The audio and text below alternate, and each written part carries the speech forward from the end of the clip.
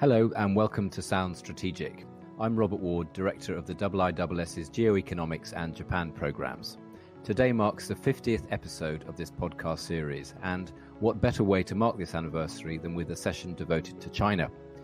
While in our past podcasts we've discussed how other countries are reacting to or engaging with China's foreign policy, today we're going to talk about the status of China's domestic politics and how that influences China's foreign policy behaviour.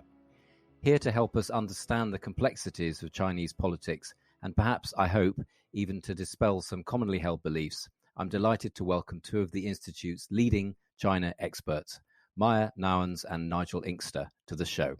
Meia is IISS Research Fellow for Chinese Defence Policy and Military Modernisation. Meia has been at the IISS for 3 years, focusing on Chinese military and security policy. Before joining the Institute, she worked with the EU in the Asia-Pacific. Among Meia's myriad activities at the IISS, she is currently working on an exciting IISS Adelphi book on China's digital Silk Road, which will be published early in 2021. She is a sinologist by training and a fluent Mandarin speaker. Nigel is one of the Institute's senior advisors. He has been with the IISS since 2007 and has a particular focus on China's cyber capabilities. Among Nigel's many activities in previous roles, he's been engaged in a variety of para-diplomatic activities on behalf of the UK government. Nigel is also working on a book, The Great Decoupling, related to China's technological ambitions and how they shape its international relations and strategy. And this book will be published towards the end of this year, all being well. He's also penned a IISS Adelphi volume on China's cyber power. And Nigel is also a fluent Mandarin speaker. Welcome, Meia and Nigel, to the show. Thank you very much, Robert. It's great to be here. Thanks, Robert. It's nice to be here as a guest for once. Great to have you both on board. So my first question to you both, along with the COVID-19 pandemic, China's dominated the news this year, latterly on account of its geopolitically sharp elbows, whether this be the stepping up of territorial needling in the South China Sea, its wolf warrior diplomats, its crackdown on Hong Kong, the standoff with India, the list goes on. What does all this tell us about what's happening inside China and who's wielding power in Beijing? Meia, would you like to go first? Yeah, I think you're right, Robert, to say that the past few years haven't necessarily gone very smoothly for President Xi and his government.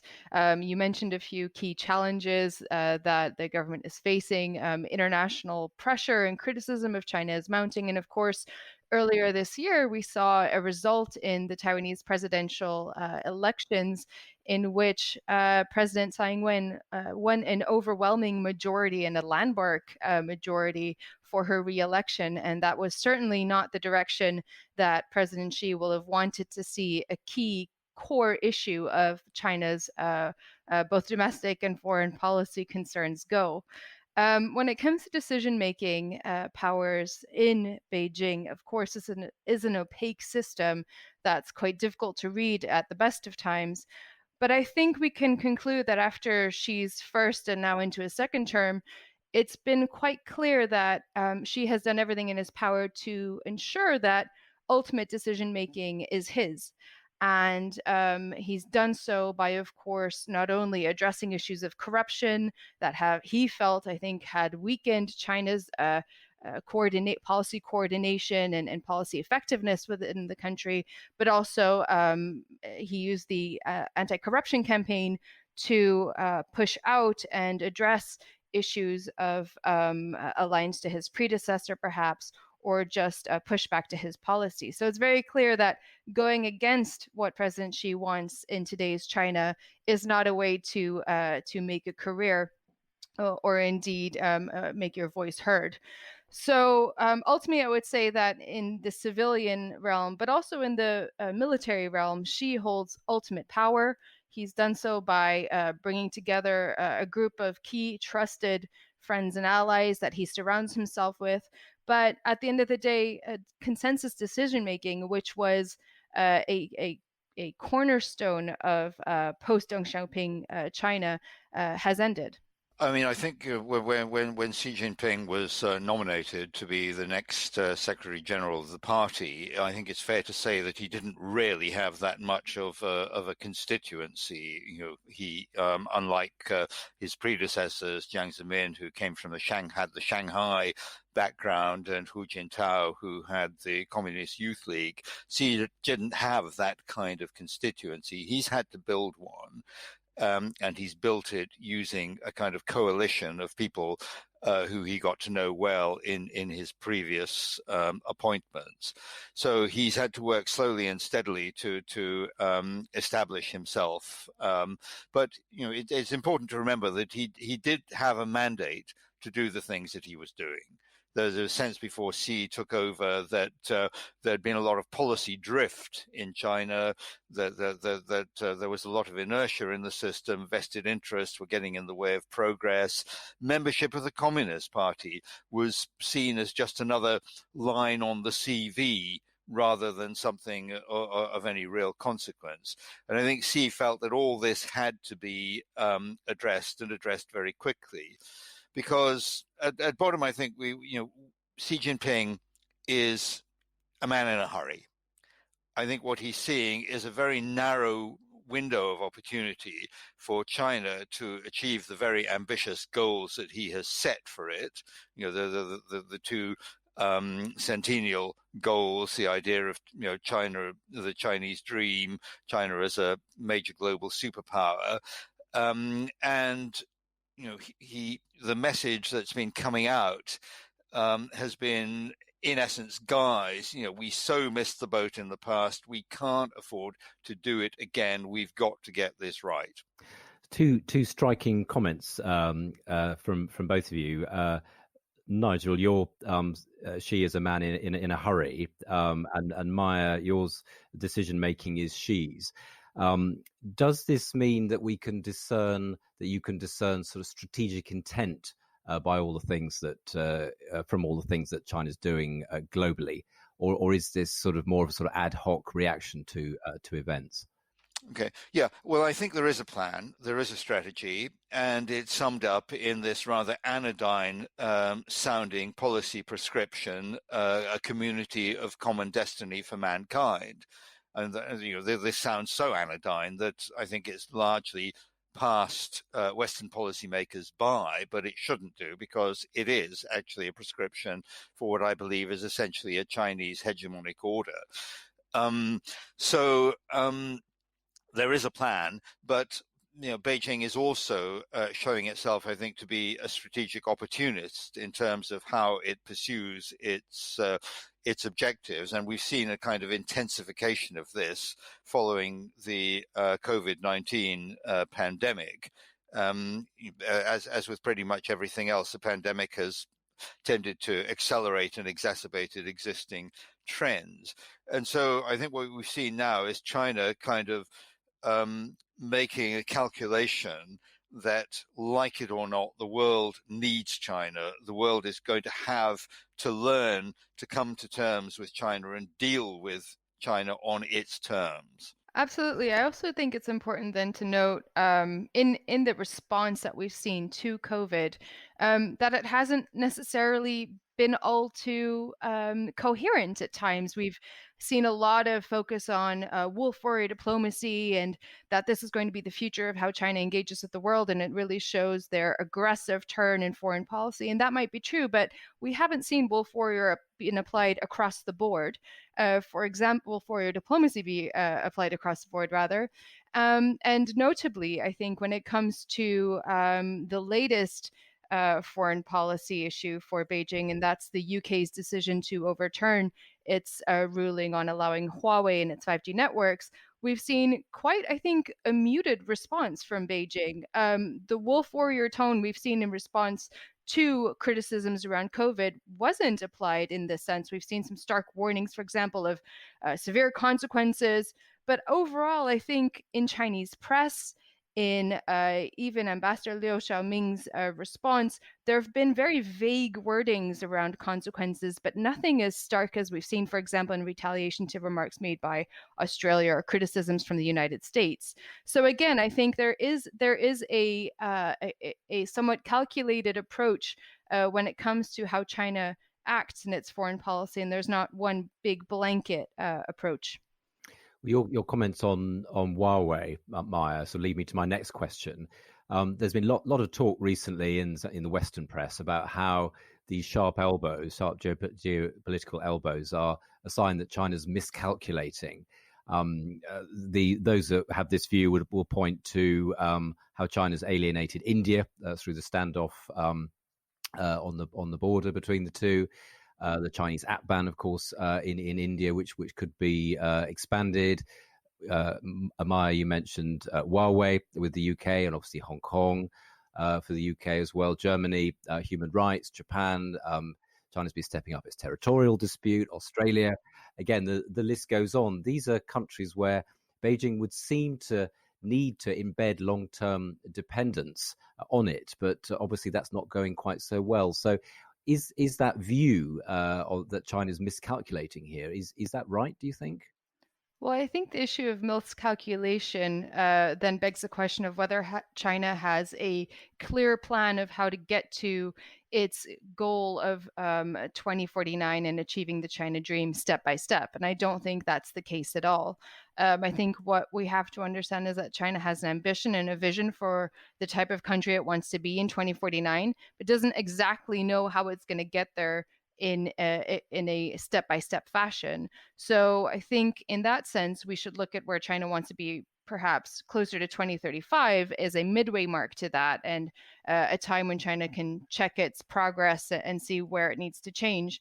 China, of course, can't control how other countries respond to its actions abroad.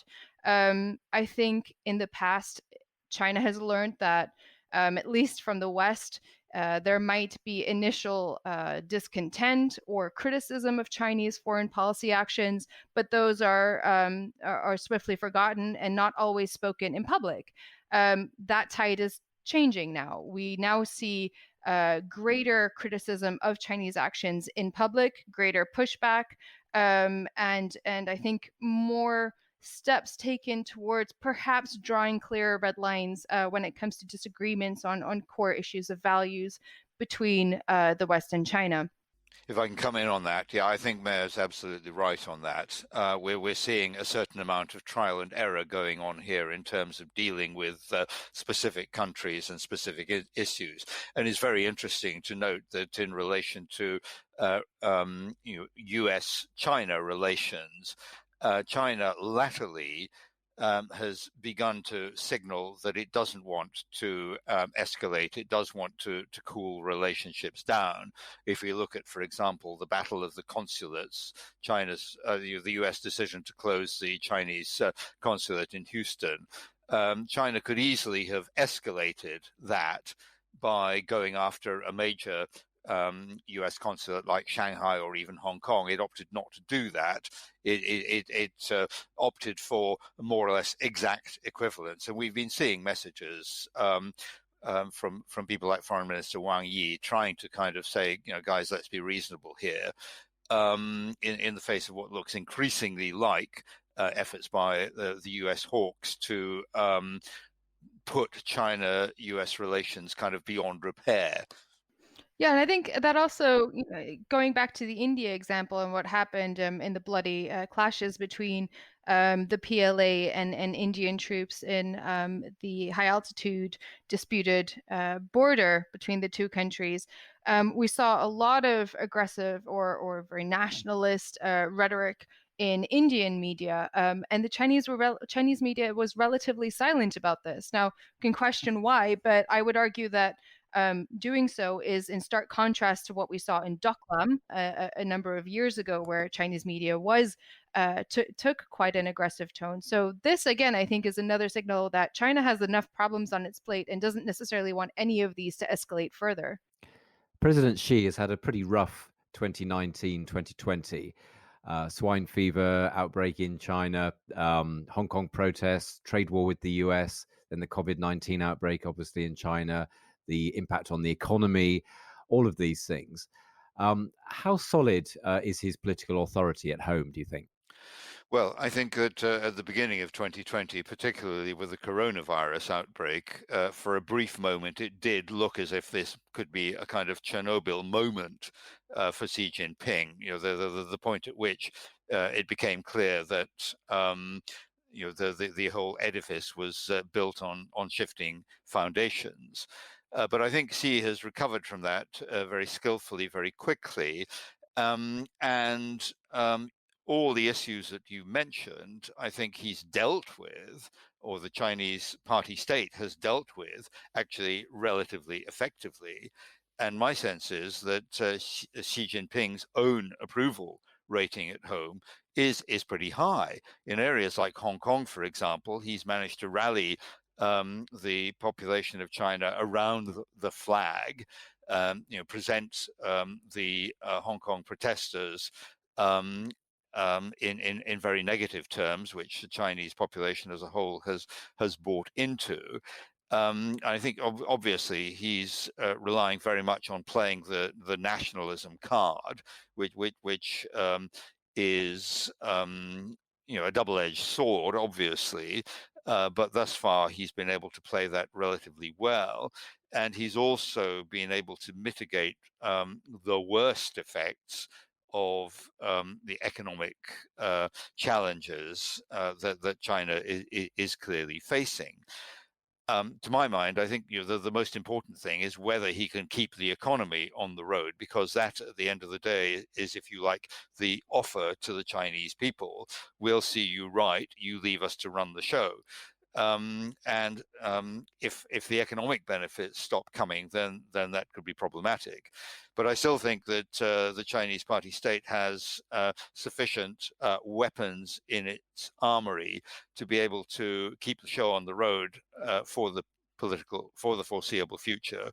So my guess is that, barring some very difficult to imagine cataclysm, I think that for the time being, Xi Jinping is in a pretty solid situation. And it's not just me saying this. There's a recent Harvard Kennedy analysis of popular satisfaction with the government, that the party state, that gives them approval ratings Western politicians would kill for. Yeah, absolutely. And I think it's a misnomer to assume that there's no such thing as public opinion in China. It's difficult to read, of course. But at the same time, it's something that the Communist Party itself watches very, very closely, learns from, and pays attention to for the survival of the party itself. So I would agree with Nigel that at the beginning of 2020, the party will have been in a difficult position. That won't, I think, necessarily have reflected on President Xi himself. He carefully placed Li Keqiang at the forefront and at the front lines of the COVID response, making sure that he was going to be the figurehead that fell if the party got into trouble about its response to COVID. But what has helped, of course, is that the rest of the world hasn't necessarily done a better job at handling COVID. And at the end of the day, I think we've just seen reporting that for Q2, year-on-year, GDP growth in China is back up. It's not extremely high, of course, but the economy is slowly starting to crawl back. Now, how Beijing will respond to second waves or consequent waves of the virus outbreak in China will be important. But ultimately, I would say that there will be a satisfactory scorecard. That doesn't necessarily mean, of course, that there's no such thing as disagreement within the party, and that's what we'll be looking for very closely moving forward. We've seen Li Keqiang make some very cautious statements and very cautiously disagreeing with Xi Jinping on how recovery of the economy should move forward, acknowledging, for example, that there is a large informal sector of the economy that's important to pay attention to, that not all the attention can go to the big shiny SOEs and private sector tech companies, but that the SME sector, of course, is also still suffering.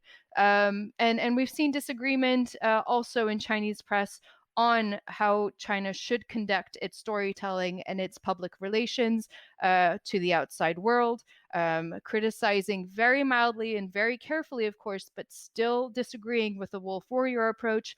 And I think these are all things that together we should see as a picture that a limited amount of discussions and disagreement is taking place within the party.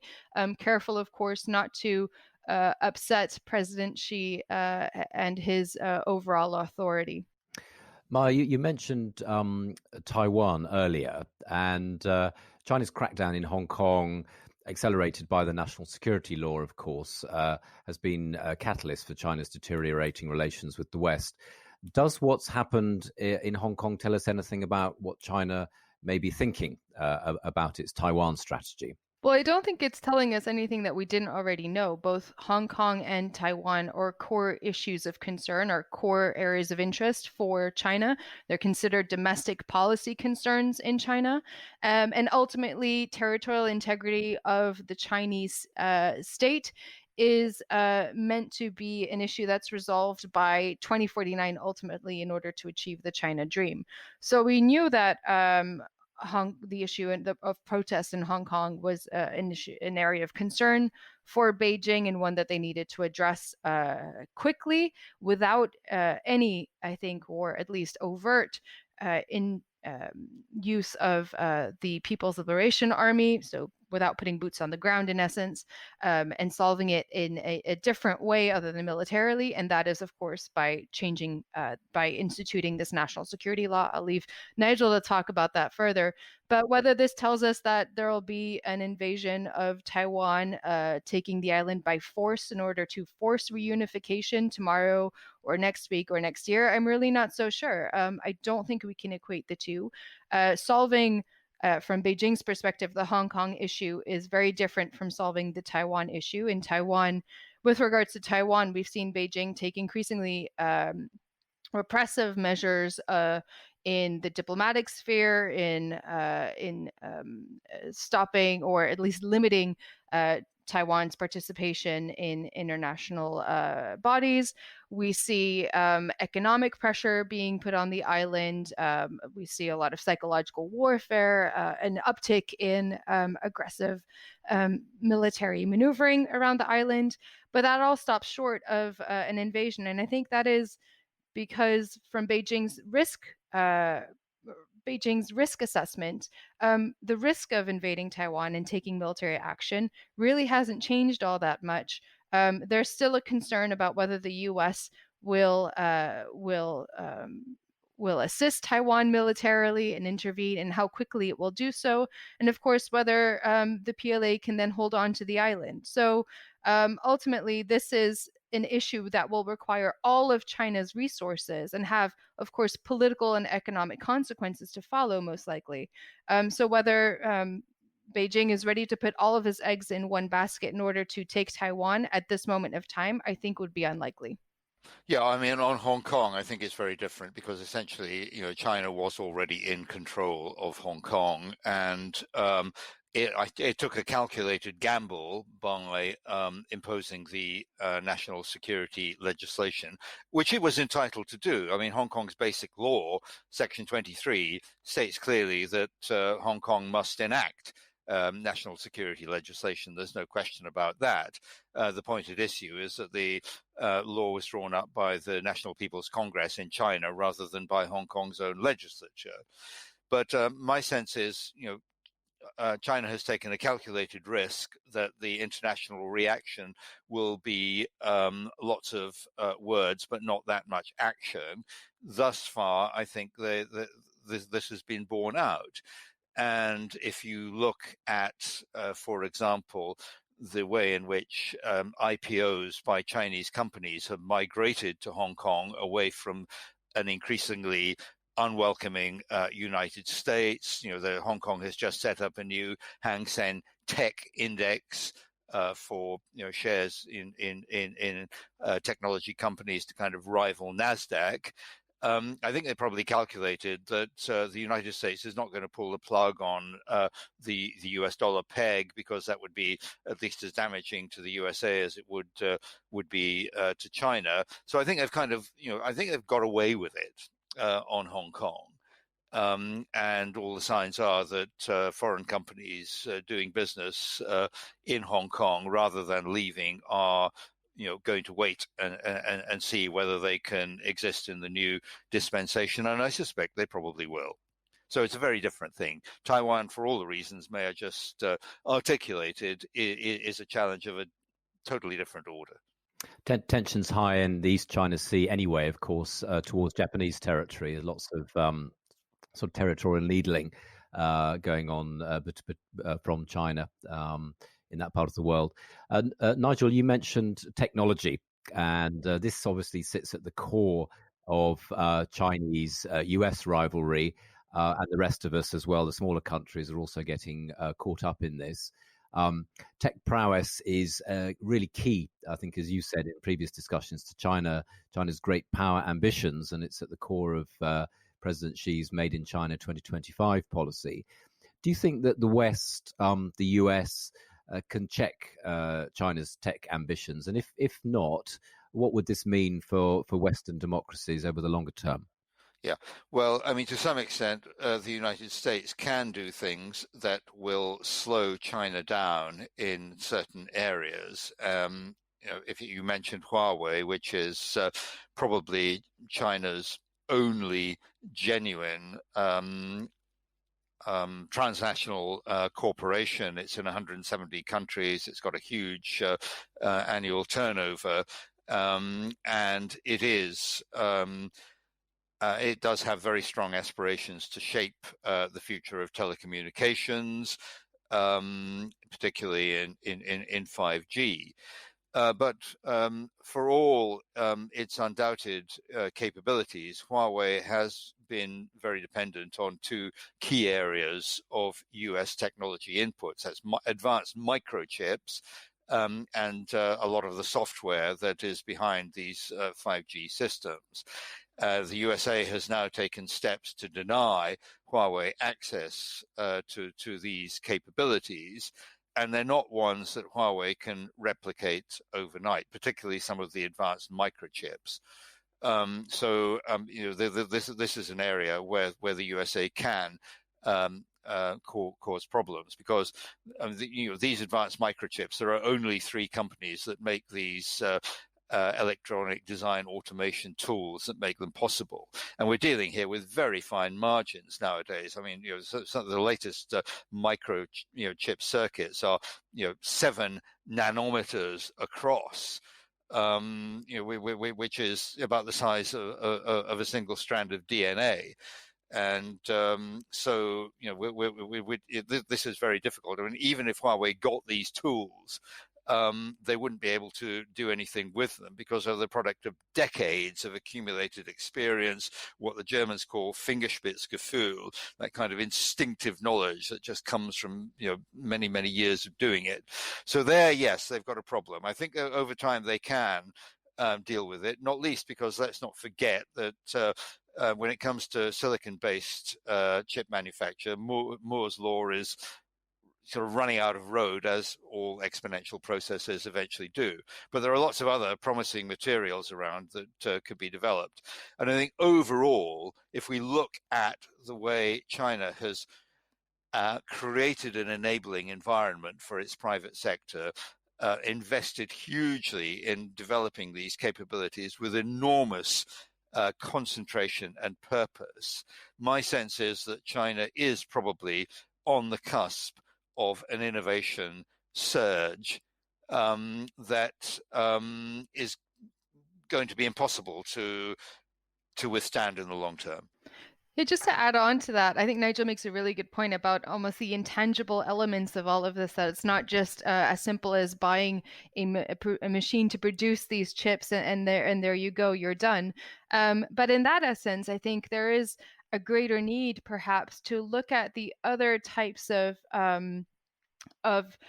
engagement that we have in China a little bit more closely. So when I follow, for example, civil military integration efforts, as they call it, military civil fusion in China under President Xi Jinping, this isn't just simply about Chinese companies under the auspices of the PLA going out and buying up equipment and then simply taking it back to China and copying it.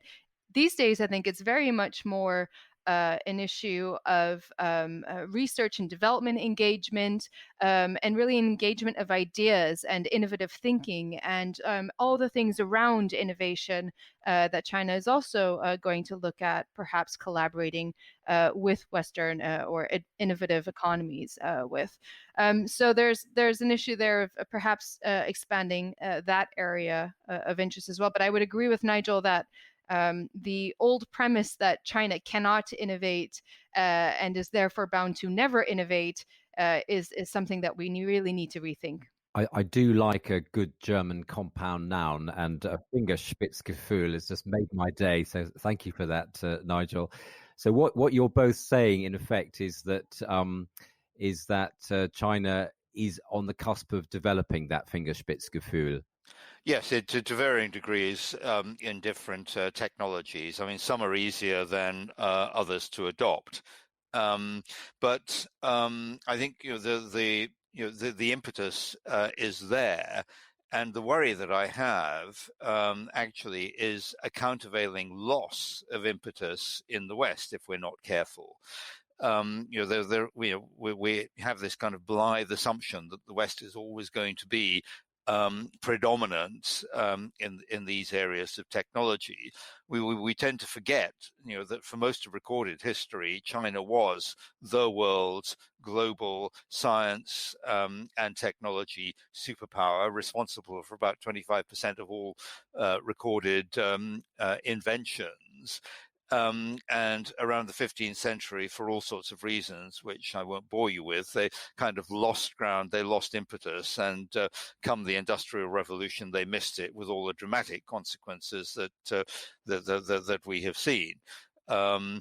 And my worry is that unless the USA and other Western countries can mount a coherent response to the China challenge of technology, we might find ourselves in a cycle of decline. And the answer is most certainly not cutting China out. That's for all kinds of reasons is both undesirable and probably impractical. To do. People talk about decoupling. It's you mentioned that as the title of my book, and I want to make clear that I'm not advocating decoupling. I think it's a really, really bad idea for all kinds of reasons.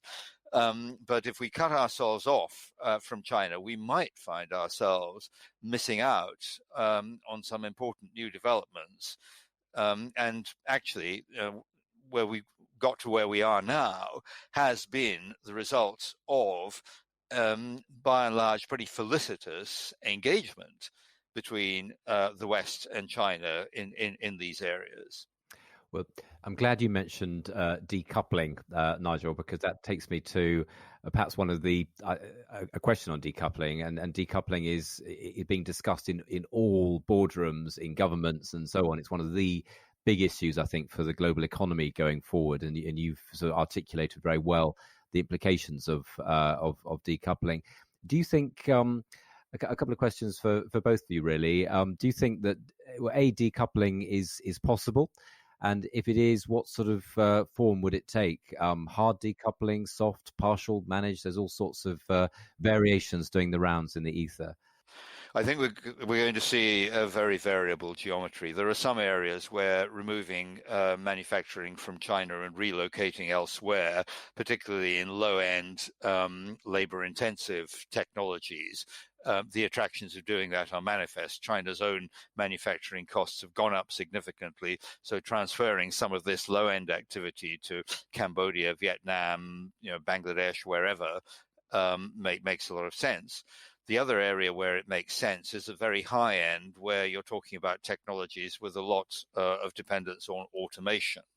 there is no particular benefit to companies situating those processes in China, other than in terms of access to a still very attractive China market. But I think we're going to see a lot of companies very conflicted here, not least because a lot of American and other foreign companies, Japanese, are in China precisely because of the China market, and they don't want to lose the access to that. And this is true also for some of the high tech, stuff I mentioned. Advanced microchips. There are some US corporations that derive up to 50% of their revenue from high-tech sales to China. Now if they lose that, that is going to be very painful, and could itself feed into a cycle of decline as there's less revenue for investment in next generation technologies, etc., etc. So I think it's going to be very messy, very partial, and to the extent that it happens, it's certainly not, I think, going to result in what Donald Trump promises, which is a kind of renaissance of U.S. factories and manufacturing. The costs involved in doing that are in many areas prohibitive. It just makes no sense to take relatively cheap and efficient manufacturing processes out of China and relocate to America, where the costs are going to be much higher. And actually, the skill base has substantially deteriorated over the last couple of decades. You're going to have to train a lot of people from ground zero. Yeah, I think the idea that this is going to be a quick and easy, straightforward, and a decisive policy is just, I think, really overselling it quite a bit. I agree with everything that Nigel just said, and I mean, what more can I add to it? I think 5G has kind of become this flagship of the decoupling movement, and calls for greater decoupling between China and the US, but also the West in general. And of course, we see news of the UK and a few other countries pushing back to the integration of Huawei and 5G networks. But we forget that Huawei isn't the only Chinese company that operates globally in the tech sphere from China. And it also isn't the only, 5G isn't the only technology at stake here. We're talking not just about 5G or not just about microchips. What we're talking about in decoupling is an entire system. And to do so, and to decouple an entire system, everything from the hard components and the knowledge behind that to software stacks and the like, is, I think, going to be a formidable challenge, and one we really have to question whether we want to see or not. Just looking at the digital Silk Road as well, and China's efforts in exporting its technology and investing in digital connectivity and digital technologies abroad, it's clear that I think a majority of the world is still very much relying on Chinese companies and Chinese technology to improve its connectivity. And we don't have a solution to replace that globally yet as the West. So again, I agree with Nigel. This is going to be a difficult problem to tackle and a difficult policy to enact holistically. And ultimately, we have to ask what the result of that is going to be and whether that's favorable for everybody. Yeah. If I can add something to that on the Huawei 5G point, as a British telecoms engineer said to me recently, so we're going to strip out of our network the Huawei equipment, and we're going to replace it with equipment from Nokia and Ericsson, which is made in, guess where, China. The only difference is that it's not as good. It's more expensive, and it's not as trustworthy as the Huawei equipment, which is subjected to intense examination before it's deployed in the system. A great point, Nigel, on the sort of difficulties of decoupling, the sort of physical difficulties of decoupling. My final question, I'm going to ask you to put yourselves in the shoes of sort of Western policymakers for a little bit. The West's attitude to China has swung between the extremes of accommodation and hostility. The former probably hasn't worked overall, and it's difficult to see how the latter can be an enduring strategy given China's size and dominance in Asia, the world's most dynamic economic area. So how should the West deal with China going forward? If I can pick up on your question, I would actually call into question the proposition that engagement hasn't worked. I think if we look at the totality of engagement since the Nixon visit in the 1970s, it has transformed China from something we really didn't want to have into something that is a problem that requires rather more sophisticated thought and statecraft than we have latterly been applying to it, but isn't an existential threat in the same way that Mao's China actually aspired to be. So it is a much more complicated question than that, but we can't cut China off except to our own detriment. So we've got to learn to deal with this new phenomenon that we are confronting. And I think at the same time, we've got to be careful not to be drawn into what I would refer to as the Pompeo Trap, the idea that we should be complicit in creating a situation in which China's relations with the Western world are damaged beyond repair, which seems to be what the objective is at the moment, and that is going to require a degree of thought and skill. And the first thing I think we need to do is invest very rapidly in acquiring the knowledge and skills that are needed for this. Governments probably need to get a lot better at drawing on the expertise that already exists rather than trying to reinvent the wheel in terms of their estimation of what China is and how to deal with it. And I think what we need is, China really invites us to take a hard look at ourselves and our own shortcomings and ask ourselves what China does well that we might actually be able to learn from. COVID-19, I think, is a good case in point. And it requires a degree of self-awareness that doesn't come easily to Western political systems, but I think is a necessary precondition for dealing with the phenomenon that is China.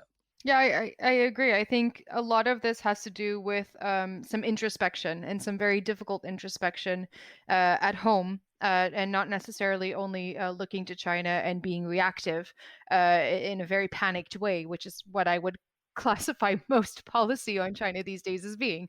I think, just looking at, for example, back to military civil fusion, a lot of progress that China has made, or a lot of technology that China has leveraged from the West, has not necessarily always been done in a covert way. It's been done in very in legal ways through investment and foreign direct investment in European companies.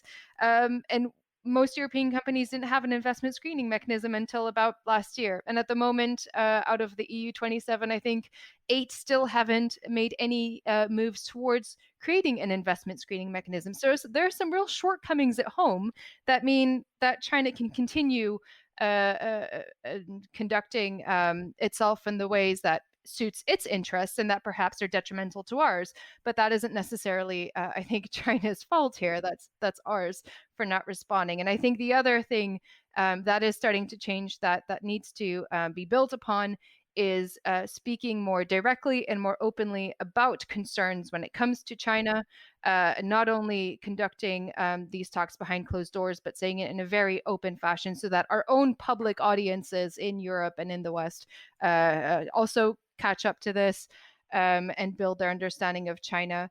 And that we ultimately conduct foreign policy towards China in a coordinated fashion with friends and allies.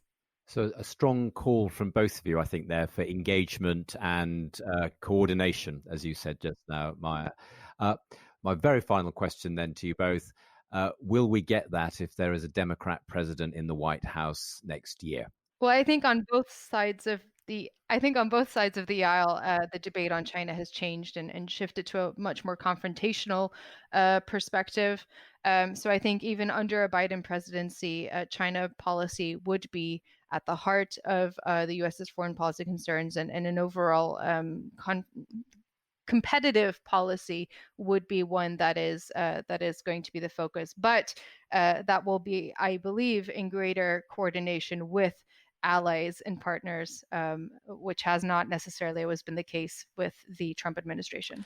I agree with that to a degree, but I think that if we do get a Biden presidency, we might find that US policy towards China is more informed by the kind of ethical and moral dimension, which may not actually help in terms of dealing with China.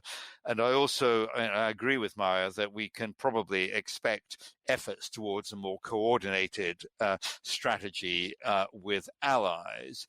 But I kind of feel that we're sort of pushing here against the tide a bit, in the sense that I sense US global disengagement is more of a structural phenomenon and not merely a function of a Trump presidency.